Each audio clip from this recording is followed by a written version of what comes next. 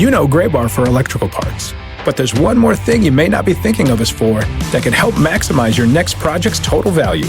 Our pre-project planning services are designed to help you win the bid, save on labor costs, and keep your installers productive across your entire build. The sooner you call us, the better. Because when we're there from the beginning, we can anticipate your needs and help you solve problems before they become problems. Yep, Gray Bar does that.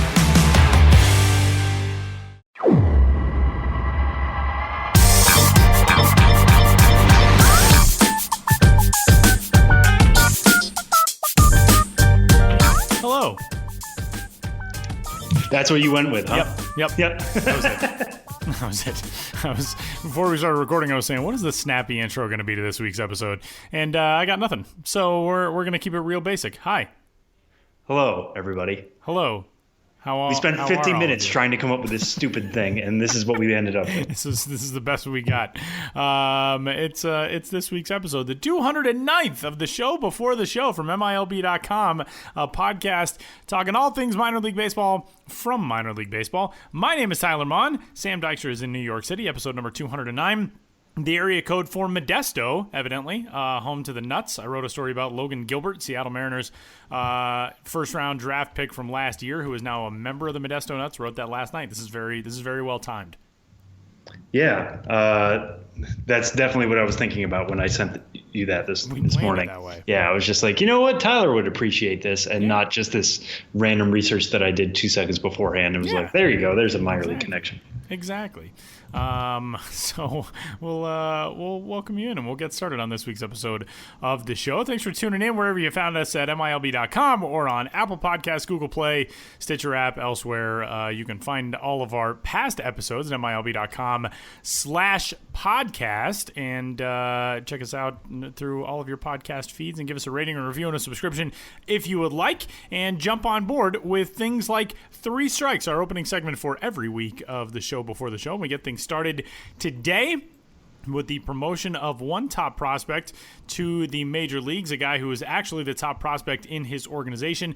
Keston Hiura, the infield prospect in the Milwaukee Brewers system, already up at the big leagues. Got his first couple of major league hits out of the way on Tuesday night, got a walk, jumped right into action at the major league level. And this is not something that is very unexpected at all.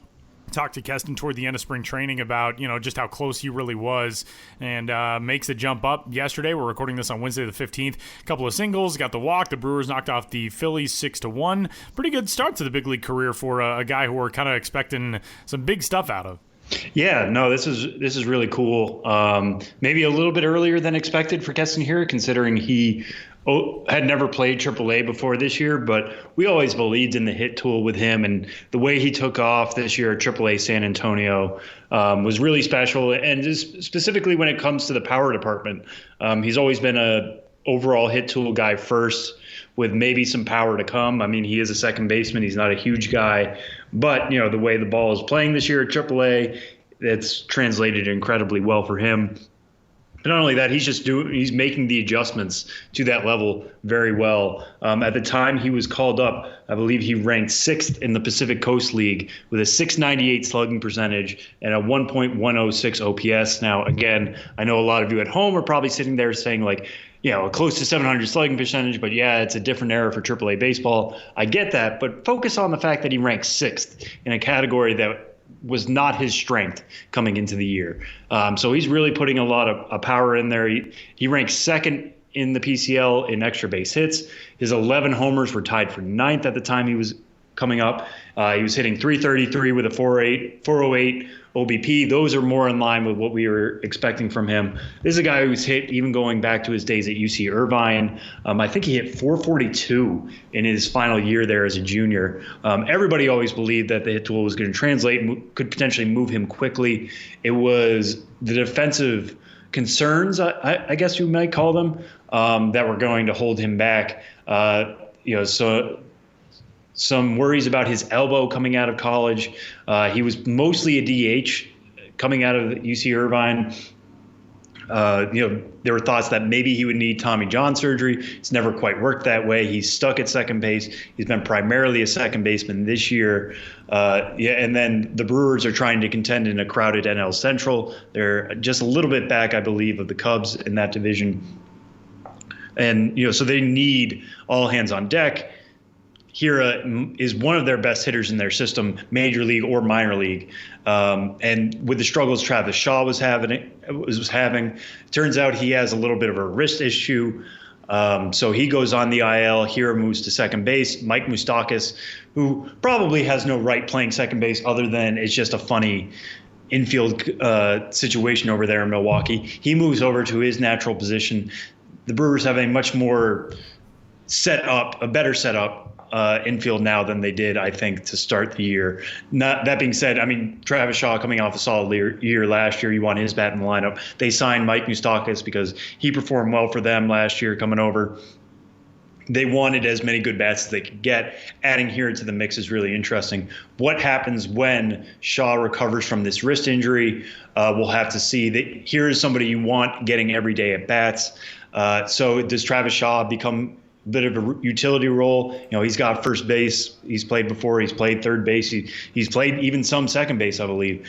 So maybe he becomes more of the utility guy. Here becomes the second baseman or the everyday second baseman going forward there in Milwaukee. We'll have to wait and see. But the fact that he did smoke some balls last night, his first hit was hit right back at the pitcher. We talk all the time about guys having the approach of, send it back where it came, and he sent it right back at the chute at Jared Eichhoff for his first major league hit. Really cool to see that, especially as we talked in previous weeks about guys coming up and having some struggles. It's just one game, but to see him do that well that quickly was no surprise and really cool. So, yeah, Keston Hiura, major leaguer, has the hit tool to stay there, has the developing power to stay there.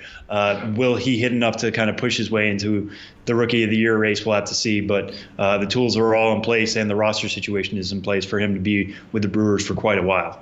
The first position player from the 2017 draft to make it to the major leagues. There were 4 pitchers who made it before him, but Keston Hiura, a guy who we knew was going to climb pretty quickly and is already up at the big league level. And for Brewers fans, pretty exciting day. And Atlanta Braves fans in strike 2 will get a chance to have one of those as well. 4th-ranked Atlanta prospect Austin Riley is headed up to the major leagues. That was first reported by MLB.com's Mark Bowman. Austin Riley has been scorching hot, to say the least, as of really the last almost full month. He kind of struggled first 2-ish weeks of the season, 2.5 weeks maybe of the season. In his last 25 games, Austin Riley is batting .362, .439, .872 with 13 homers and 33 RBIs.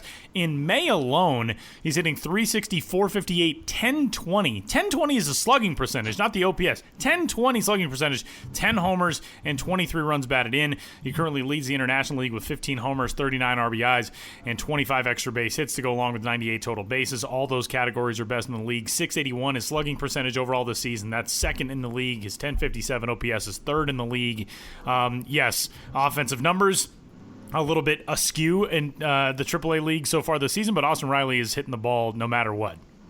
Yeah, and what I think really helped out here was Ender Inciarte's on the IL now. So that opened up an outfield spot for Austin Riley. His biggest question, kind of like here coming into the year, was defensive. Like what was he going to do? He's pretty much been a third baseman his entire career. He's played some first base. He actually talked about getting ready for the outfield this spring. I wrote a story about that, talked to him about it. It never came up in the spring, but he started to play a little left field here the last couple of days. I think 4 of his last 6 starts came in left. Inciarte goes on the IL. Acuna is going to move into center. Riley plugs in there because he's not going to supplant Josh Donaldson at third base after they made that big signing this offseason. And Freddie Freeman has been one of the most consistent producers in that Atlanta lineup for years now. He's not going to move him off first base. So Riley gets his chance here. Might be one of the hottest hitters in minor league baseball, period. Tyler just went off about all his stats, but he leads the International League. I want to call it the IL, but I just called it the IL for Ender Inciarte. He leaves the International League, leading that circuit in home runs with 15 in 37 games. That's tied for the most in all of minor league baseball, right next to Kevin Cron, Sam Huff, and Jordan Alvarez. He also leads the league in total bases at 98. Nobody has more than 84 in that league. He ranks second in slugging percentage at 681, and his OPS of 1.057 is third. So nobody deserves this more in terms of pure performance on the field. Riley has always been thought about as a masher. Unlike Hiura was bat first. Riley's going to be power first. If you look at him, it's not hard to see why. He's definitely got a thick set. He's listed at 6'3", 220 pounds, but he's got a good arm. He was a pitcher in high school. There was some thought about maybe he could enter the draft as a pitcher. Obviously, he's been too good of a hitter to make that a thing. So the arm is going to work on the outfield. It's a little bit more about mobility and getting reads and all that. You can hide him a little bit more in left field, but the bat is certainly going to play for a corner outfield spot. And he's somebody who definitely deserved this, and seemed to be not far away at the beginning of the year coming out of camp, and the way everybody in Braves camp was talking about him. That said, the slow start kind of muffled that a little bit, but to see him catch fire like he did has been really, really cool. And it'll be interesting to see what he does in kind of the StatCast era, because this is a guy who hit a 500-plus home run a couple weeks ago that kind of caught fire on Twitter. Now we plug him into the major leagues, and he gets involved in StatCast and a lot more public-facing data. What are the type of exit velos and the type of home run distances he's going to be able to put together if he makes the adjustment to major league pitching? That's always a big question mark until we see it. So there's been some questions in the past about bat speed with him and catching up to velocity. How is that going to work against major league pitching? Obviously, he's handled the pitching at the top level of the minors fairly well. Not overly worried about what's going to happen to him at the next level. And I am wondering what happens when Inciarte gets healthy, because obviously he's a big piece of Atlanta's major league roster, especially defensively. So what happens if Riley ends up hitting 4 homers in 10 games? Do they send him back down, or do they keep him up and try to find a spot for him and move some guys around? We'll have to see. But Austin Riley getting his due chance is really exciting, and we'll be keeping a close eye, like I said, especially on what kind of dingers he can put together at the major league level. And strike 3 this week, the Cleveland organization with a heck of a start to the year from one Tyler Freeman, who last year went into an offseason meeting. They basically told him, here's something you could work on, and now that's been one of his largest assets so far this season. That was his walk rate. Tyler Freeman, who is 19 and a member of the Lake County Captains, all of last season, he walked 8 times in 72 games with Class A short season Mahoning Valley. This year, he's 32 games into the season with Lake County, and he's at 15 walks against 10 strikeouts. This has been a really, really good start to the year for Cleveland's number 3 prospect. He is the subject of Tool Shed this week from our own Sam Dykstra. Yeah, no, this was really interesting because Tyler Freeman is somebody who's popped into the top 100. MLB Pipeline reorganized their top 100 a little bit. Wander Franco, I think, is now number 5. Casey Mize is number 6. Some guys moved up like that. But Tyler Freeman is somebody who's put himself into a lot of people's radars. He's now at number 96. And so, I kind of wanted to dig a little bit into the numbers with him and see what happened with that. But he's always been a really gifted hitter, even coming out of high school, coming out of Rancho Cucamonga, California, home of the Quakes. Everybody believed that the hit tool was going to be good for him. He's just a really aggressive hitter, and that's something he mentioned himself. But he puts the ball in play a lot. That's something he mentioned that the Indians were very happy with him about. He hit 352 last year. He led the New York Penn League in average. He led the New York Penn League with a 929 OPS with 95 hits, 29 doubles, 138 total bases. There really wasn't much to nitpick except for the walk rate. And he's kind of this classic example of a young hitter who hits everything he sees. Why walk? If you can make contact on any pitch that comes your way, why try to take your free pass when you have a pretty good chance at getting a single or a double? Looking back last year, there were 1,295 qualifiers in minor league baseball, qualified batters. He had the second best swing and miss percentage at just 3%. So 3% of the pitches he saw, he swung and missed at. Only one person was better in all of minor league baseball last year. He's carried that over to this year. There are 888 qualifiers through Tuesday's games, excuse me. And he's still only swinging and missing 3.3% of the time. That's fourth best in the minors. So what is he doing? If he's still making tons of contact, but he's also walking more, what happened there? So I asked him about that, and he said, well, we had a whole bunch of meetings last offseason. It's typical stuff for prospects. They give you some sort of instruction to work on in the offseason. They looked at his year. They said, we don't want to touch too much with you. But maybe, and he stressed it. It's a maybe situation. Maybe work on the walk rate. If you could get a few more free passes every once in a while, you would be a more complete hitter. So he's like, okay, some people might hear that and say, I'm already good to go. This is a one small thing that'll come in time. I don't need to worry about it. He made it almost the biggest thing he focused on all offseason. He was telling me about this program he worked at back home in Rancho Cucamonga, where it was like a green screen, and they would simulate pitchers. There would be guys in front of you. They're not actual pitchers. They're on a screen, but they would change arm angles. They would change windups. They would give you a bunch of different looks, and then a ball would come out of this little hole, essentially matching up where the ball was supposed to come out of the guy's hand. And he would simulate different counts. Okay, it's 3-1. Should I be taking here? Should I be swinging? And he just really worked on his eye all offseason. And then he got to spring training and realized, hey, there was a ball that I probably would have swung at Mahoning Valley, but I didn't this time, and it was a ball. I have to trust now my eye and only look for my pitch. And it's worked out incredibly well at Lake County. If he can keep doing this, he's going to rank a lot higher than 96th at the end of the year. He's just becoming the type of complete all-around hitter that we talk about with somebody like a Keston Hiura. Somebody who can do multiple things when they're up there. It's still gap-to-gap power. He doesn't really have it over the fence quite yet. But, he's only 19. He was drafted 2 years ago. This is his first taste of Class A. That's something that can develop in time. We've seen that happen with power.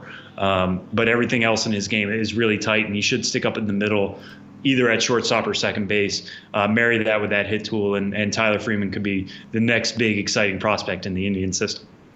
And that'll do it for Three Strikes for this week's episode. Coming up, we're going to head to the Pittsburgh Pirates organization, where we've got a different kind of prospect this week. Tryavon Robinson is 31 years old, but is a guy who has played a ton of baseball at a ton of different spots since he was taken in the 10th round all the way back in 2005. He is from Los Angeles, California. He went to Crenshaw High School. He was drafted by the Dodgers, came out, went to the Dodgers organization in the earliest days of his career as a high school kid, was at the GCL. That's how long ago this was. The Dodgers were still in Vero Beach at that time. Went to Ogden in the Pioneer League, gradually started to climb the ladder. Then he was with Seattle. Then he was in the big leagues with Seattle. That was in 2011. And then he was gone from affiliated ball for a few years. Now he's back, signed out of the Atlantic League. He's with the Pittsburgh Pirates organization. He is at AAA Indianapolis, where he's crushing the ball all over the place. And Sam caught up with Tryavon Robinson, who joins the show next.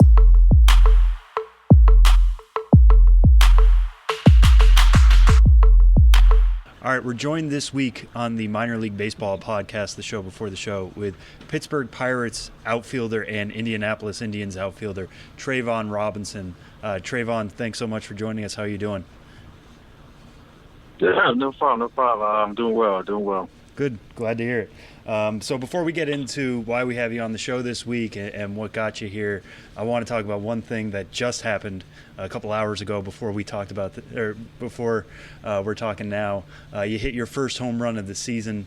You drilled I think it was a 3-0 count. You drilled one to right field. Kind of take us through that at bat and now having one under your belt there with the Indians.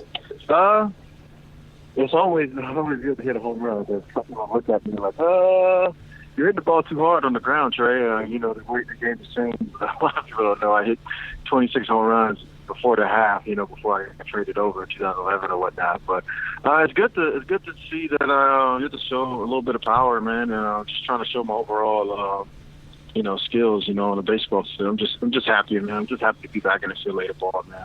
So I'm just enjoying the ride right now.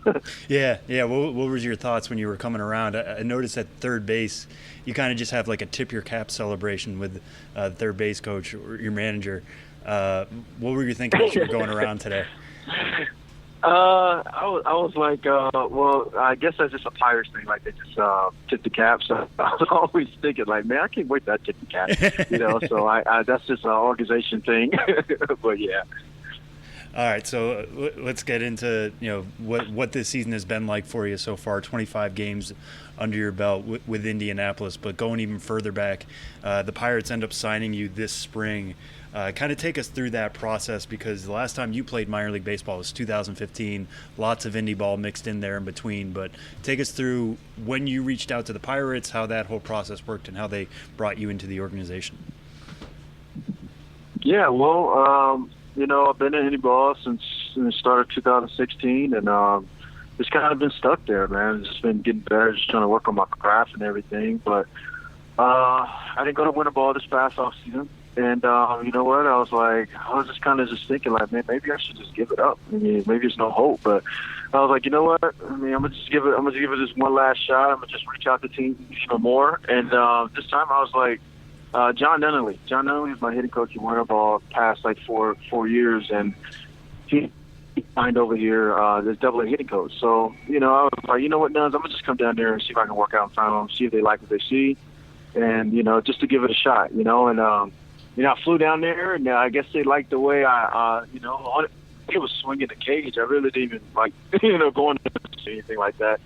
So the ex-time, the big league hitting coach, liked what he see, and he put my name in. He was like, "You got a lot of talent." And I was like, "Thanks, man. I've just been stuck. All I wanted is an opportunity," and haven't really heard back from him for like another couple weeks. And then I reached out to LB, and I told him, in an email, like, hey, I just want to compete for a job, man. I'll pay my own way. You got to worry about nothing. You got to give me nothing but just a jersey. I even come with my own pants and all that stuff. And, the response I got back from him, like 2 minutes later through an email was, can you hop on a 4:10 flight, to Bradenton? I'm just like, nah, this is fake. There's gotta be a mistake, a typo or anything. So I just kind of rolled with it. And I actually started crying, man. I couldn't believe it, man. It's just been waiting on that one call for 3 years, and I've been doing it by myself. Haven't had an agent around, so it's been tough, man. It's been tough on and off the field, just staying positive, man. And luckily something just came through, man. I just thank God every day. Yeah, and when you say you reached out to the Altoona hitting coach, you had a relationship there. How many teams were you personally reaching out to? Because, like you said, don't have an agent anymore. This is all on you. What other methods were you trying to do to just get a look somewhere this spring? Yeah, I was literally just trying to see if I can get a private workout with a couple of teams. I went from emailing GMs to field coordinators, reaching out to some coaches, the old coaches I had before, and it's just been kind of getting back and forth, saying like, oh, we don't really have nobody, this and that, and I've been hearing that for 3 years, so I didn't give up. A lot of people were telling me like, dude, it's like the game is getting younger. But like, I understand, but I feel like I can play with those 25-year-olds. My game hasn't really changed. Right. Yeah, you're somebody who has 90 games of major league experience. We should throw that out there. This is, you're not somebody who's just been in indie ball your entire time. But going back to what you were doing in those kind of showcases, like you said, you were only pretty much hitting in the cage. How much can you show off really in those limited looks and like non-game situations? Yeah, it's different, man. I just show how loud your bat and the ball comes off your bat. That's all I can really focus on. I know now is it's a certain way how they hit. They want to see fly balls. They want to see their big OPS guy, but. That goes to like guys who are playing every day. For guys like me, what my role I got with the Indians here, I can't really try to launch off like that unless I get every day at bats for a long period of time. I think by looking at my career, I do get like 600, 700 at bats. 500 to 600 at bats. I can pop some out of the ballpark, but by any means, I'm not a home run hitter. And it seems like the game is going that way, but I can't really change with the game because it's not my role. My role is just to fill in, when I get an opportunity, just try to help the team win. And I think by me coming off the bench trying to hit a home run all the time, I think that's just not good for me. It's not championship baseball, at least I think. And I just try to just do what I can. Yeah, and it's interesting you put it that way, because you are somebody who's still trying to get back to the major leagues, and when you're getting playing time here and there, what do you do? What do you try to show off in those looks? Because, like you said, so much, especially now at AAA, is about launching the ball and showing how hard you can hit it. And what are you trying to show off in your limited looks so far this year? Me, in the past, my whole thing was strikeouts. So that was one thing that everybody seeing talks about me. I mean, that kind of outweighed even I batted 280. You know what I'm saying? So it was kind of weird.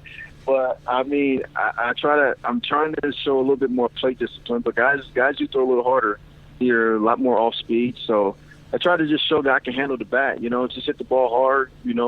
From 0-0 to 3-2 or 0-2 or whatever, just make sure I put the ball, give myself a chance to put the ball and play hard. And, just give effort, because that's the only thing you can really do off the bench. You can't overthink it. Just got to go and fill in whenever you get a chance to, and just try to help the squad win, and I know that, I pray every day that I get a chance to go back up, and I know what my role's going to be when I get up there. So I'm just kind of being prepared for it, Well, even in that, you obviously have done exceptionally well. We mentioned today was the first homer you've hit, but in terms of showing off better contact and more consistent contact, you're hitting 355 right now with a 938 OPS. What do you think's allowed your game to translate this well right back to AAA and plug yourself back in like this? Just kind of stay shorter to the ball and change my whole mindset. It just, getting on top of the ball a lot more. I was a big swing and miss guy coming up, but I was just really, really athletic, man. I was going off raw talent. I really didn't. I got to the big leagues quick. To be honest, I should probably needed like another year and a half in the minor leagues, but. You know how it goes, you're out of options. You gotta pick it up now, But I'm glad I took my path is what it is right now, It allowed me to learn a lot of things about hitting, and most important thing is making contact, because anything can happen. You put the ball and play hard. That's the first important thing I try to go up there and do every day is try to hit the ball hard, man. That's it. Yeah, no, that's a pretty good bumper sticker, I think. Just hit the ball hard and it'll take you places. Yeah. But That's it. There's nothing you can do about it anyway. So you mentioned playing in the majors, and we talked a little bit about you being in indie ball, but kind of take me through those last 3 seasons. You played at Somerset and then Lancaster a little bit, and then 17 you were with Lancaster, 18 you were with Lancaster. Beyond just it's another level of baseball, and you're learning about trying to carve out a role to make it back to affiliated ball. What did you learn about yourself as a baseball player, playing 3 years in the Atlantic League like that? Just mentally, just staying in there. A lot of guys, it's a lot of things, a lot of negatives in independent ball. You're not getting paid much. You're playing sorry stadiums. I mean, not sorry stadiums. Most of the stadiums in Atlanta are pretty good.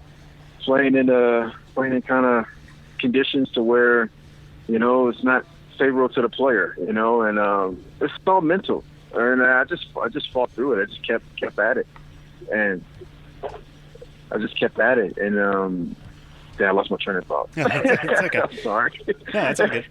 I was back and forth from winter ball too. So just those type of just being in that environment of independent ball, you feel like you're at the low, but you're really like right there. And going to Venezuela, and seeing that type of life out there, just make me hungry. Really, really hungry. And I just kind of just rode with the punches. Felt like I just got knocked down like so many times. I got overlooked so many times, but I just kept at it, man. I had a good circle around me. John Nunley, Josh Bell, one of my best friends.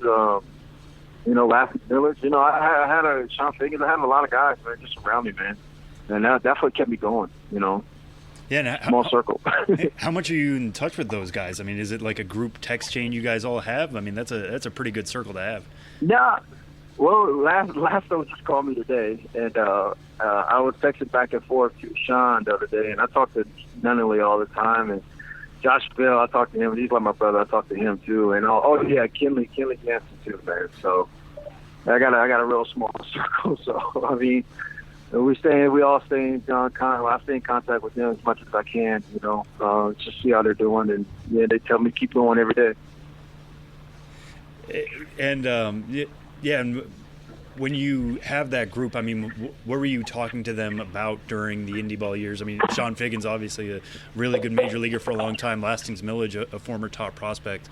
What were you talking to them about when you were kind of at your lower points and not knowing if you were going to make it back? Well, me and Josh, we played together. So me and Josh Bell played together. So he was there with me, and we pushed each other. Kinley told me, you're better than half the guys up here. That's simply just told me, your back half is up here right now.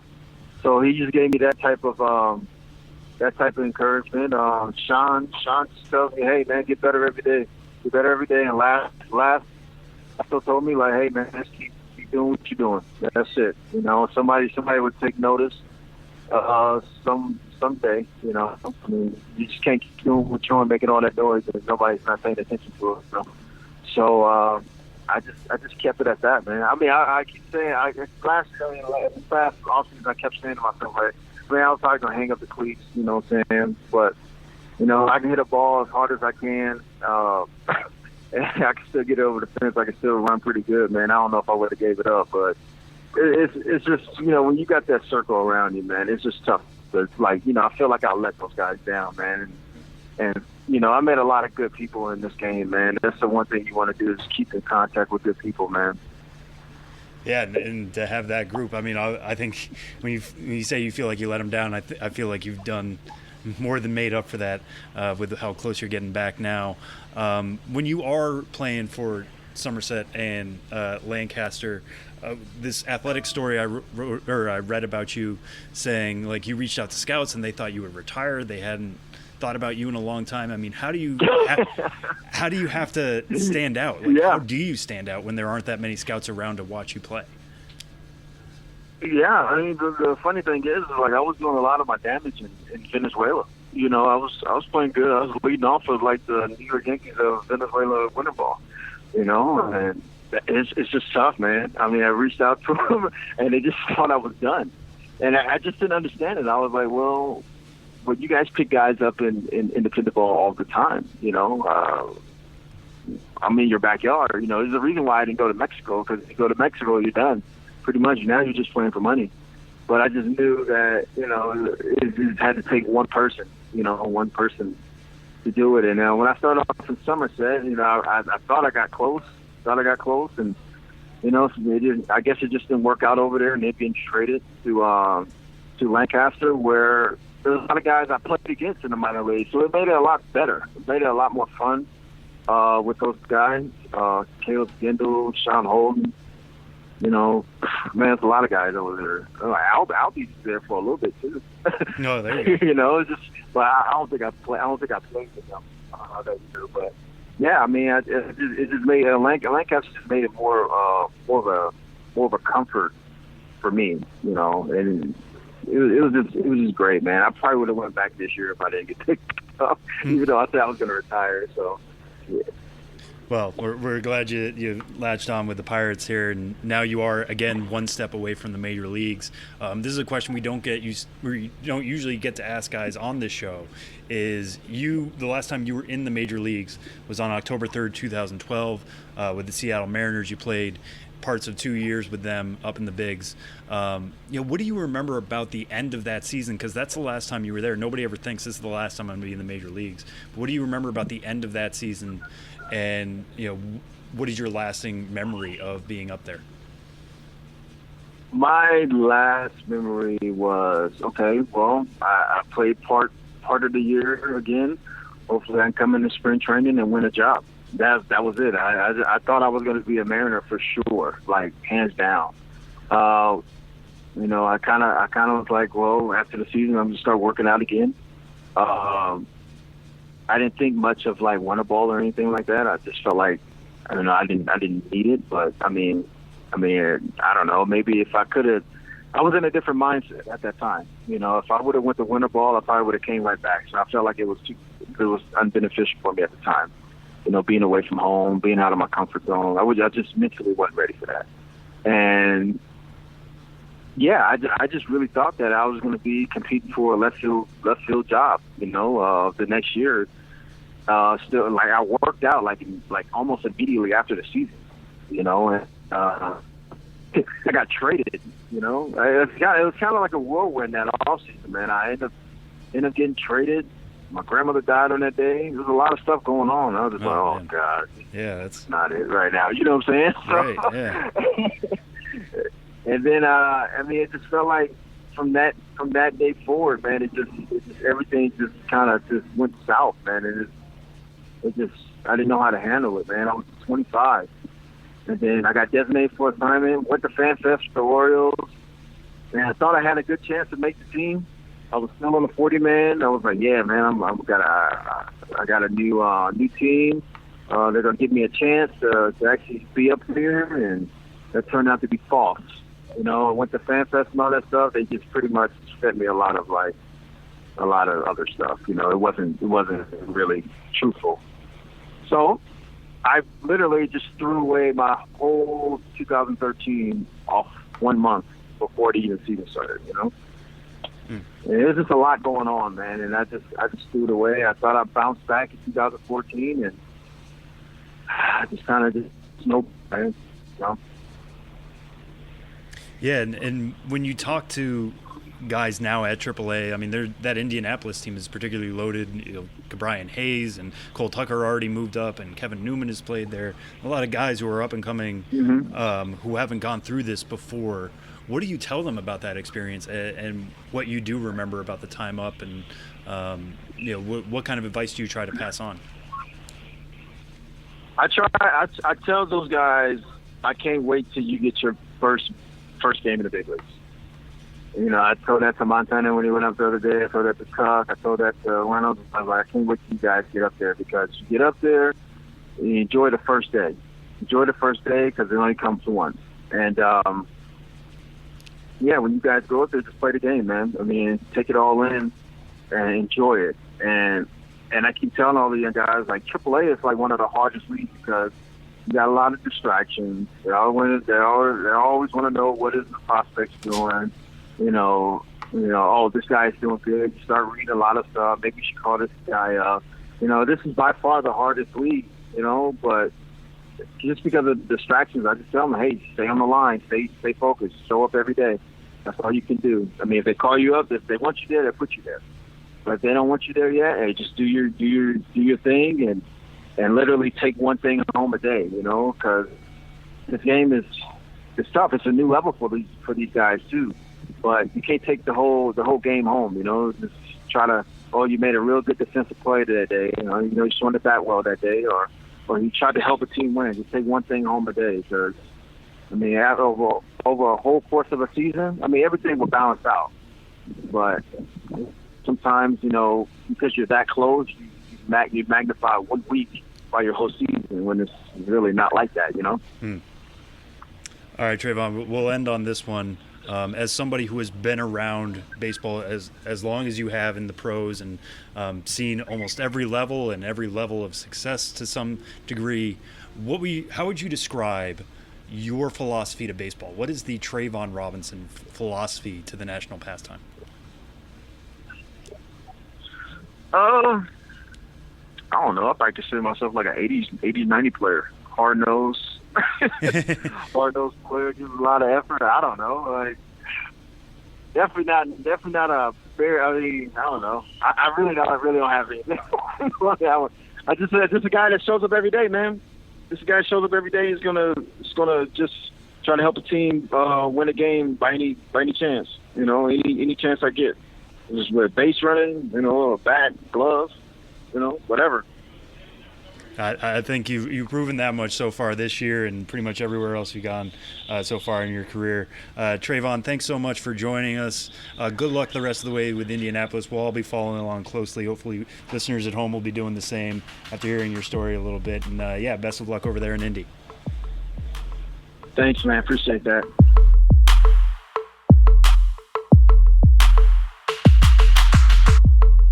Benjamin Hill back on the show as we continue to recap his inaugural road trip of the 2019 season. Hello, Ben. Hello, Tyler, and hello, Sam Dykstra, sitting to my left in I'll call this conference room intimate. Yeah. Intimate. We've been in some spacious ones. This one is a little bit. There's just one table. There's one round table. It's not that we caverns. take up a lot of. It's not like it's a small. You're not at Camelot today. No, sometimes we're in the Madison Square Garden of conference rooms.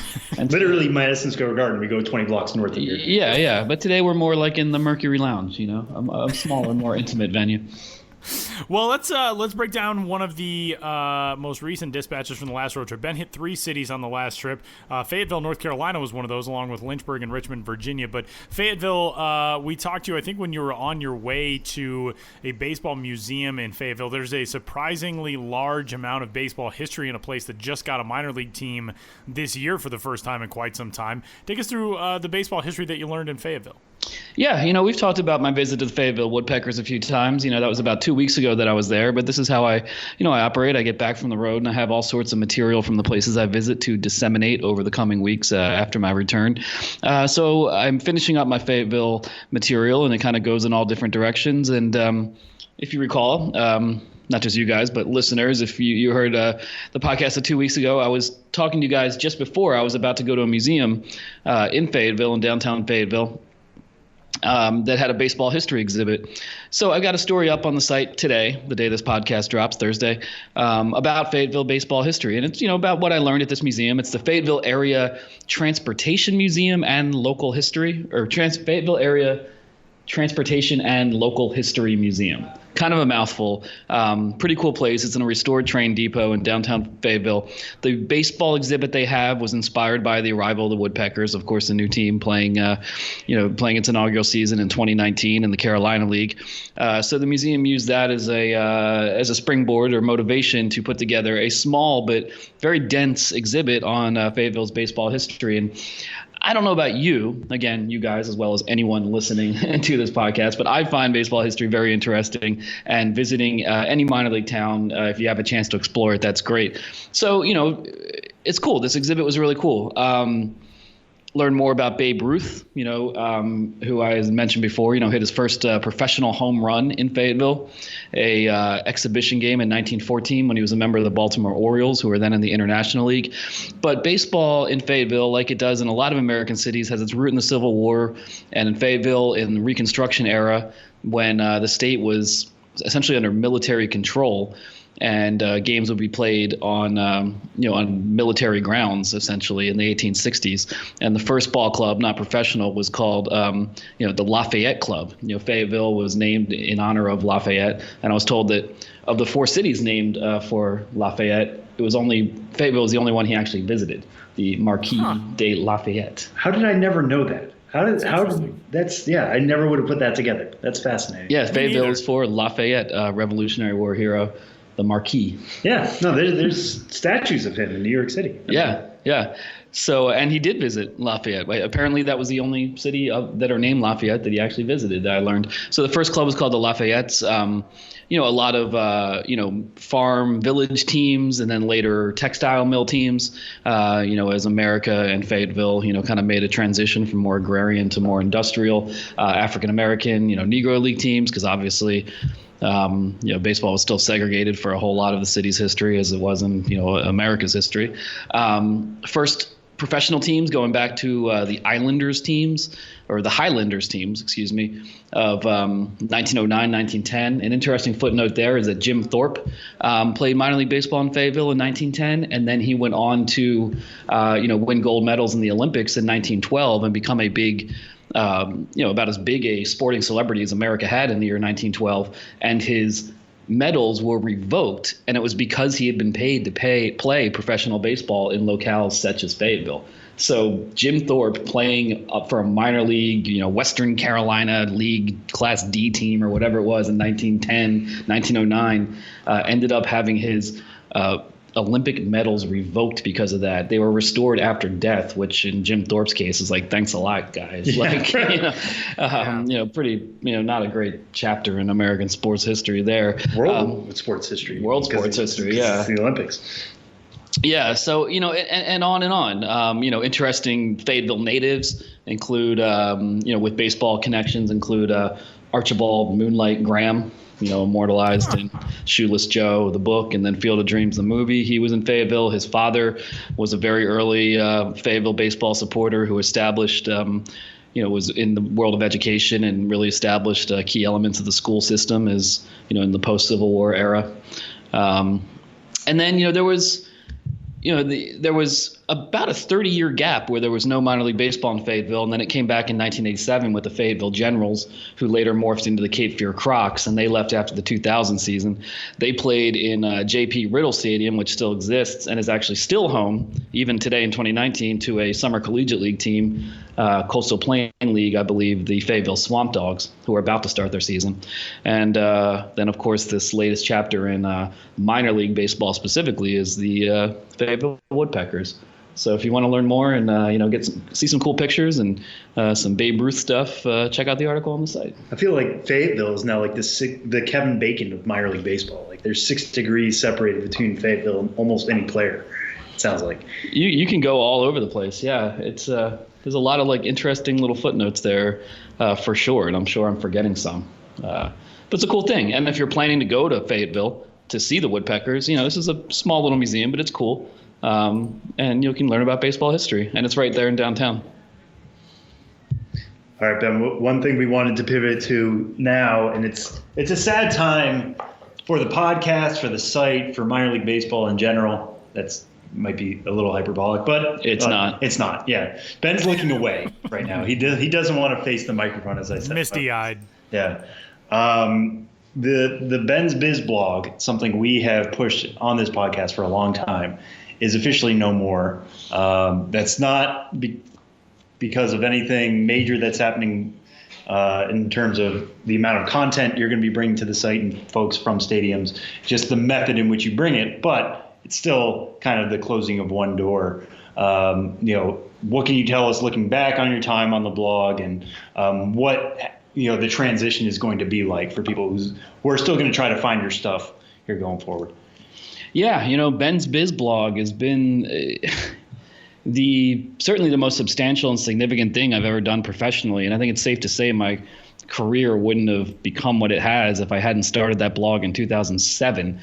It is now, no longer. MILB.com/fan/Ben's Biz will continue to have all my content, and that includes all the traditional MILB.com articles, plus, more stuff that would have traditionally been on the blog but will be no longer. So on one hand, it's really good because there had always been that sort of disconnect between saying, check this out on MILB.com and check this out on the blog, and me always trying to tell people, like, I'm not just a blogger, or that story you read on MILB.com, that's an MILB.com story. It's not a blog. You didn't read it on the blog, even though you're telling me. It's nice that it's all together in one place.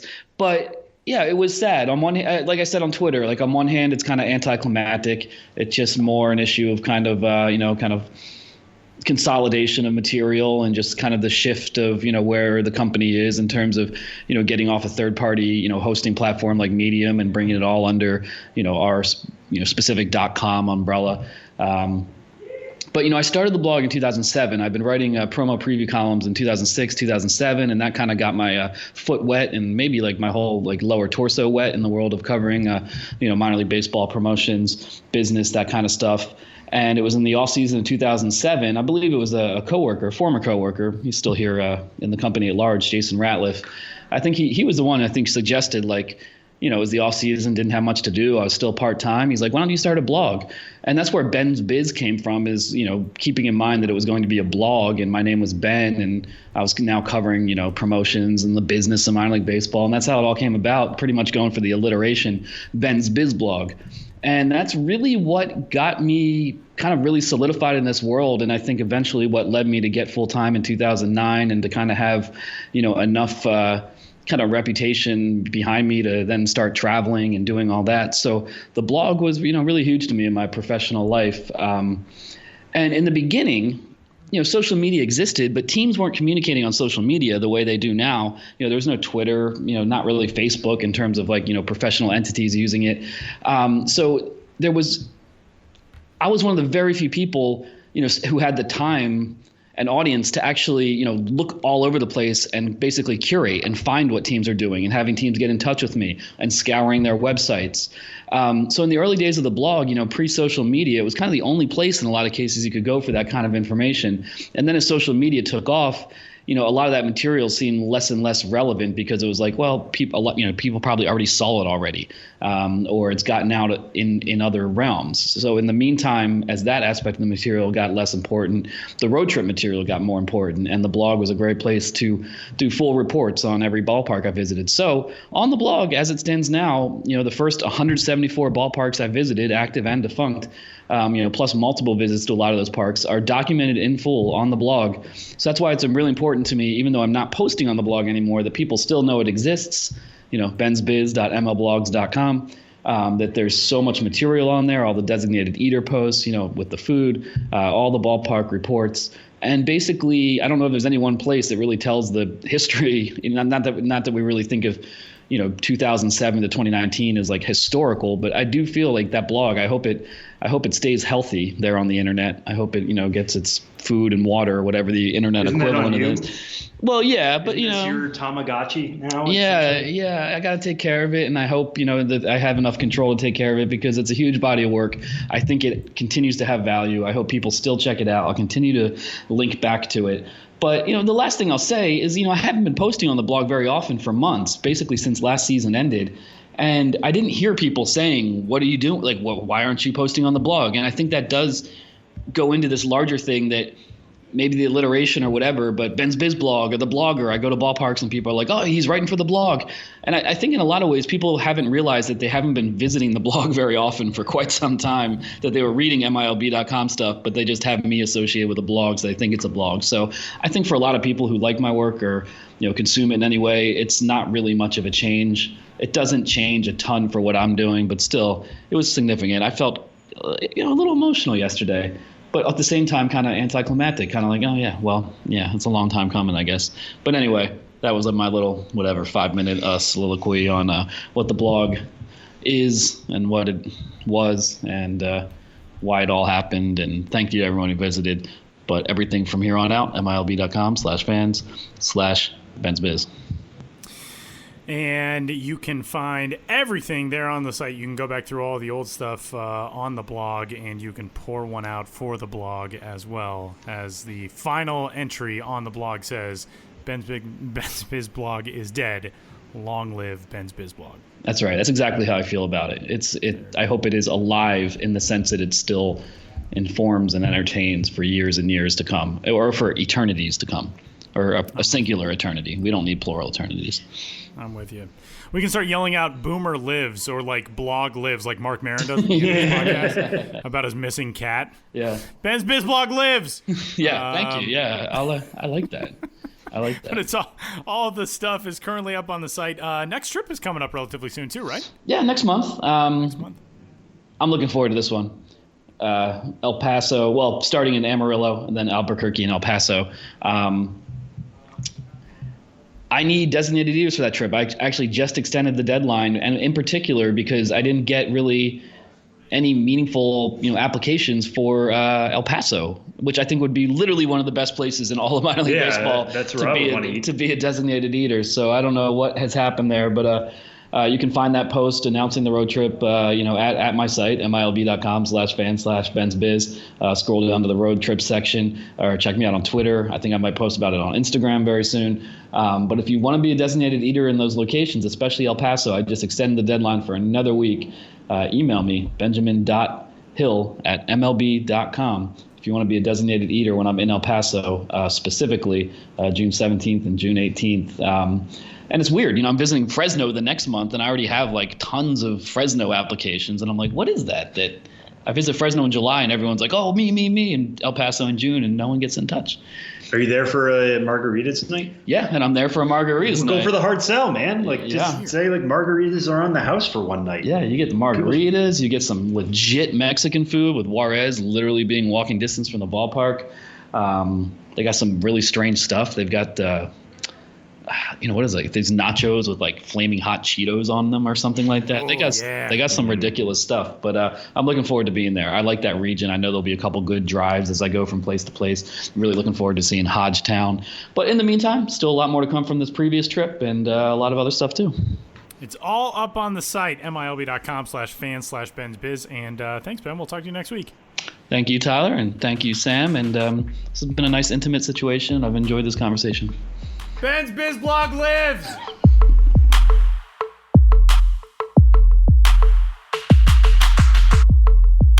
Final segment of this week's episode of the show before the show. MILB.TV is where you can watch all of the top talent in minor league baseball, and we give you picks every week. That's what we do in this final segment on the show before the show. Sam, what are you watching on MILB.TV?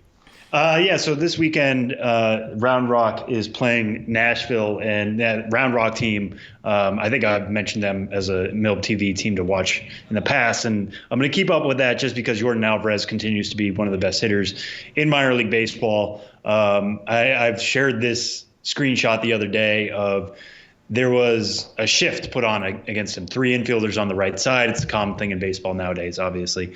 He did the classic thing of just slapping it the other way. I mean, every time we think this guy is power first and power only, he shows an all-around hit tool that's really, really cool. And so I put that up, and that did pretty well for a tweet, for a random screenshot. People seem to enjoy quote unquote good pieces of hitting like that, where a guy goes the other way and takes what the defense gives him. So he's always going to be capable of doing something like that. He's also capable of hitting 2 home runs in a game, hitting 3 home runs in a game. You never know with Alvarez. Kyle Tucker's also getting extremely hot. He's kind of like Austin Riley, getting hot in the second month here. He's also capable of doing crazy things every once in a while. He stole home the other day. Jeff Lunau, GM of the Astros, retweeted us and said he was there to see it. So, a lot of these guys are trying to show off in front of the brass. You get a chance to see that potentially this weekend as Round Rock hosts Nashville. But the real reason I'm going to say I'm going to be watching some Round Rock Nashville games over the weekend is it's like the closest I'll come outside of Instagram to seeing Tim Dillard again, which if you don't know, Tim Dillard has been suspended by Twitter for reasons unknown. Pure speculation on my part. Could be a copyrights thing. Not entirely sure. Tim Dillard, veteran reliever, was in the Brewer system forever. Got signed by the Texas Rangers this offseason to go back to Nashville. Side-arming reliever, but one of the funniest guys on Twitter, full stop. Whether it's He's baseball, a very Twitter. wholesome guy. Yeah. Like it's the cesspool that is Twitter. You go to Tim Dillard's feed, and he's just like goofing around with teammates, like making parody videos of movies and stuff. Like he's a very wholesome, good human being. Right, and that's why I say I think it might have been a copyrights thing. Like maybe somebody complained that he used a clip of a movie that he shouldn't have. But even then, it's completely harmless. It's completely to bring joy to people. And there's a hashtag going right now that's hashtag Free Dilly, which is a great hashtag because I just figured it out. It's supposed to be Free Willy, but it's Free Dilly. And even the Nashville Sounds put up Free Dilly on their guitar scoreboard the other day, which is amazing. And it's been liked 282 times, and tweets have been shared. I mean, I've posted stuff about it, and people seem to latch onto it and are very confused. So if anybody at Twitter is listening, I try tagging you guys in every tweet about this. Please reinstate Tim Dillard's Twitter account. Please bring some joy back onto that silly website and into the world in general.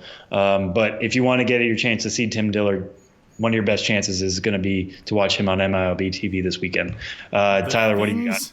The things that you can get away with on Twitter. But Tim Dillard is the one who gets suspended.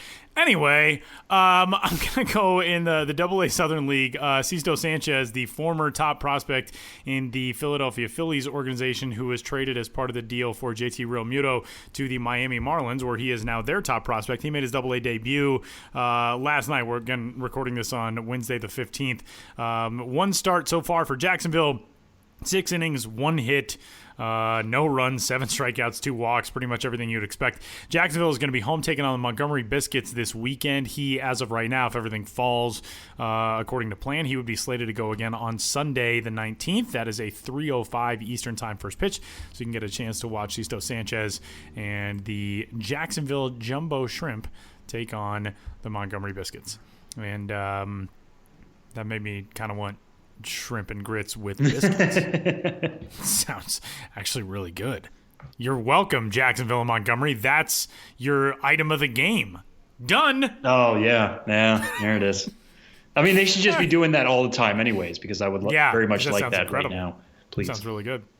All right, well, that'll do it for this week's episode of the Show Before the Show. Thanks a ton to Tryavon Robinson for joining the show, and Benjamin Hill as well.